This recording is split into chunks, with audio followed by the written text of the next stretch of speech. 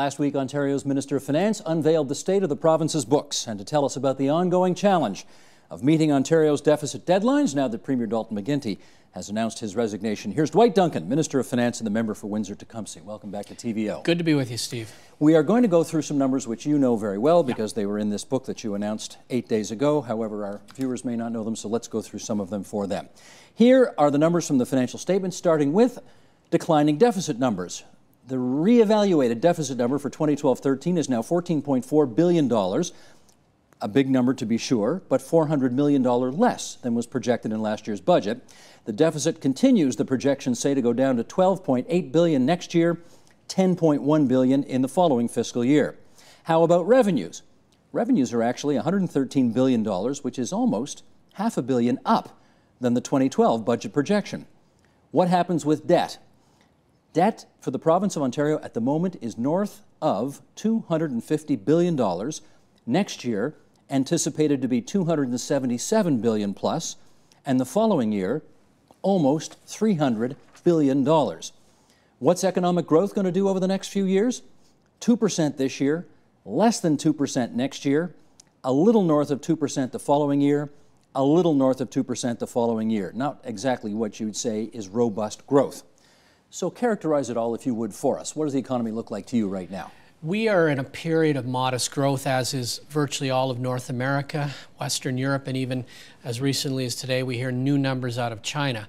The Ontario economy itself, a lot of positive momentum in our mining sector, manufacturing's coming back. Government finances need to be dealt with, no question. We have laid out a budget plan to get back to balance.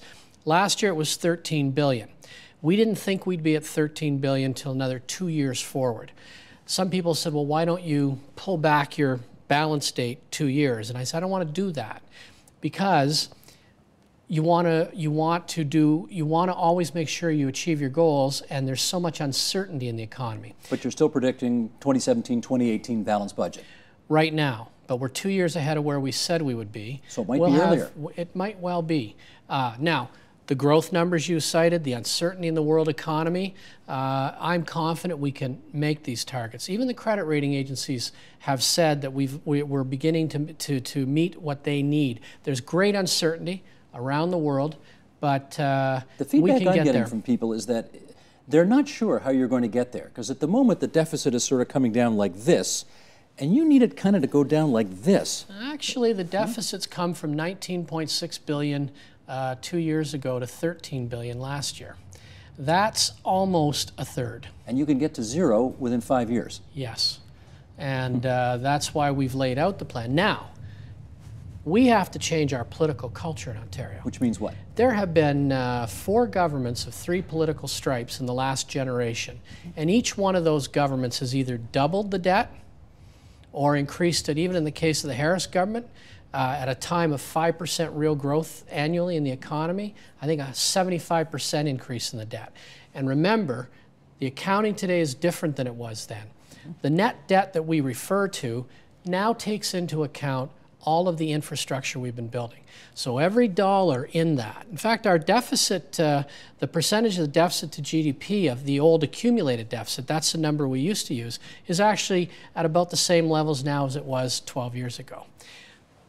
We have had record investments in infrastructure, decisions we chose to take, and they're paying dividends. One of the things I think we'll see in the next budget is a clear definition of that, because we haven't shown that clearly. Like, a lot of people tend to characterize that as being, wasted money.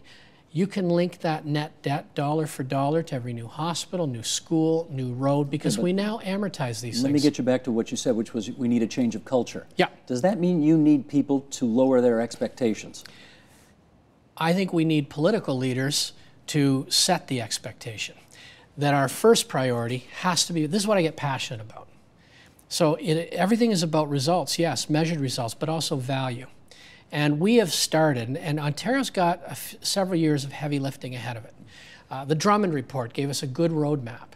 And you can't, as one party, the NDP, they just don't want to deal with it. Everybody gets wage increases, we keep horse racing, the Northlander goes, how are you going to do it? Tooth Fairy's not going to put money under your pillow. They'd say raise corporate taxes and raise taxes on the rich. How much? You know, and how do we not be competitive with Alberta and Saskatchewan? That's a job creation plan. As I say, Alberta, Saskatchewan, Indiana, Michigan, Ohio.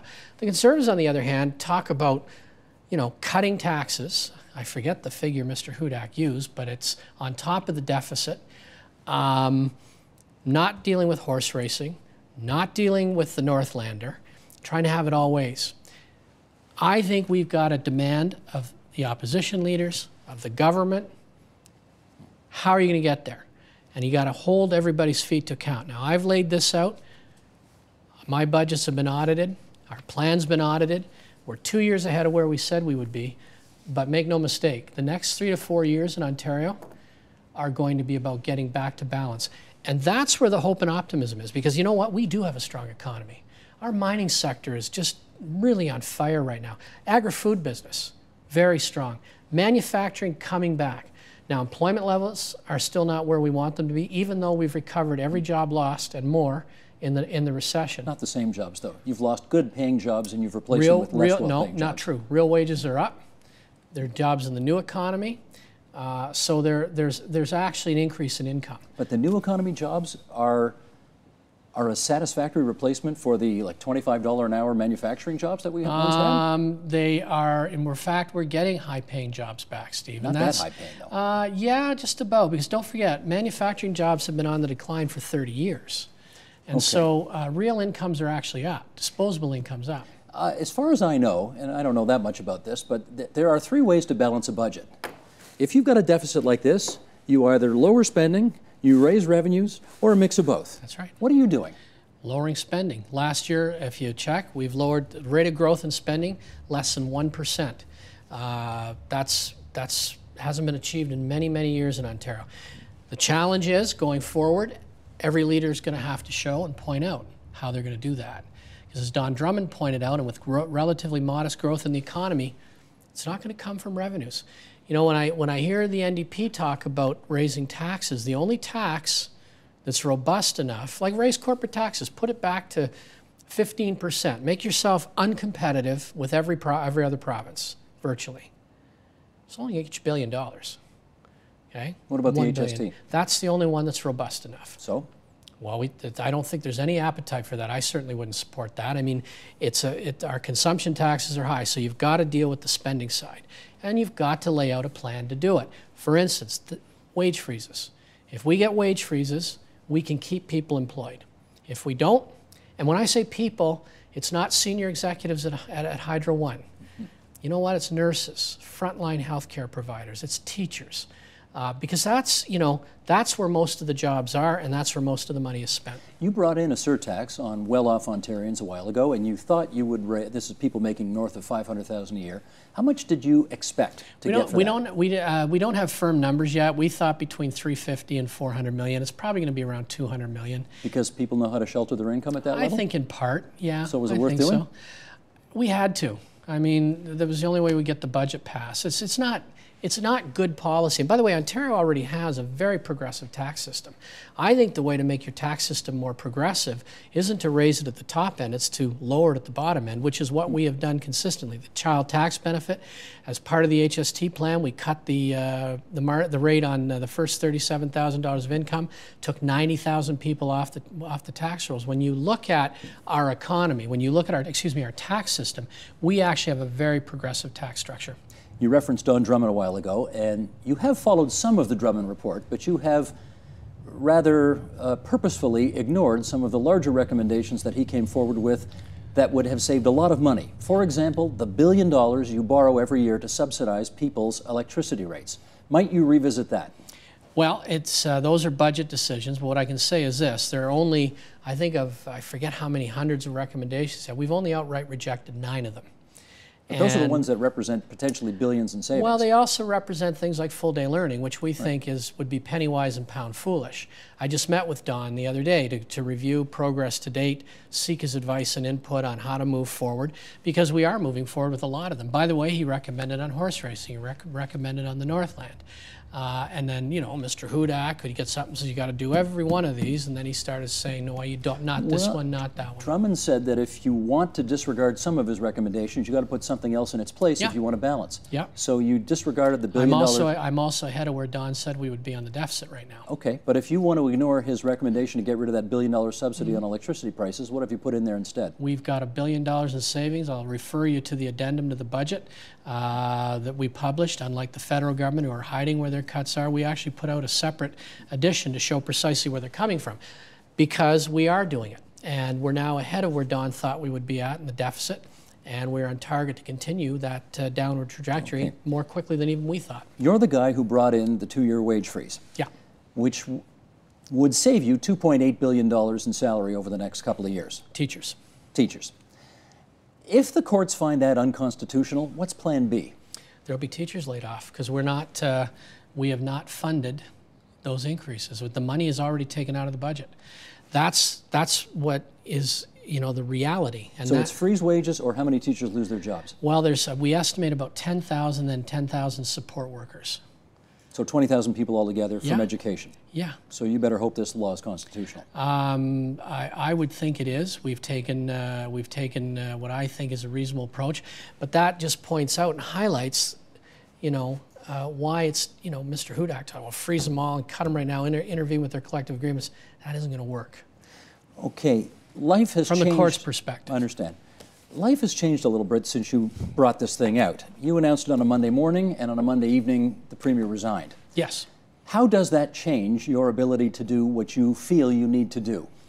Well, first of all, the Premier has indicated his top priority is to try to get agreements in place. I think we can continue to negotiate with both the Conservatives, who have indicated a willingness to negotiate under certain conditions, as well as with our union partners. So I think we can continue on as the race to succeed the Premier unfolds.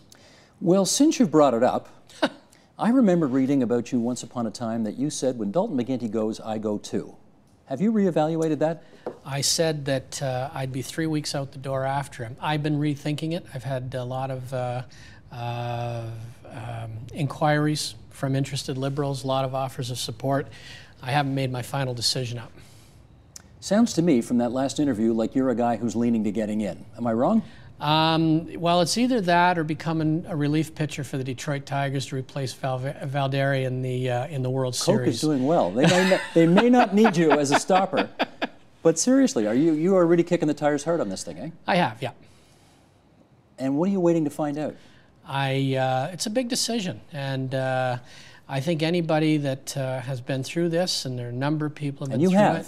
You lost to him last time. I lost to him, but it's about, you know, you're making a long commitment, and it's one you've got to be prepared for. And you know, first of all, I did not see his resignation coming. I had no idea that he was going to announce when I'm very happy for him, by the way, and it's been a privilege and honor to work for him and with him. Has he left you guys a poison chalice? Not at all. I think in fact, you know, I think he's forcing the party to deal with what it has to deal with, and you know what, I think the second longest serving Liberal Premier in Ontario history. Correct. You know, we've had ups and downs, highs and lows. It's been a great run. It's been great working with him and for him. And do you have an organization in place? Yeah. A leadership organization? If I decide to pull the plug. If you go, there's something there. Yeah. How long are you going to give yourself to decide? Not much longer. I think, in fairness to myself and everyone else, that I need a decision pretty quickly. Your former cabinet colleague Sandra Pupatello today gave very strong indications that she's looking at getting in. She's also from Windsor. Can both of you from Windsor get into this thing? Sure. Yeah, you both could? Absolutely, yeah. You don't cannibalize each other's support? I don't think so. You know, Ontario's a big place. I mean, the Windsor ridings are 3 out of 106.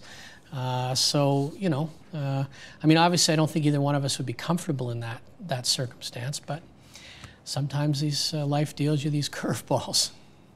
Dwight Duncan, it's good of you to join us on TVO tonight, and we will watch with interest Always what a pleasure, transpires Steve. next. Terrific. That's the Minister of Finance, Dwight Duncan. Support Ontario's public television. Donate at tvo.org.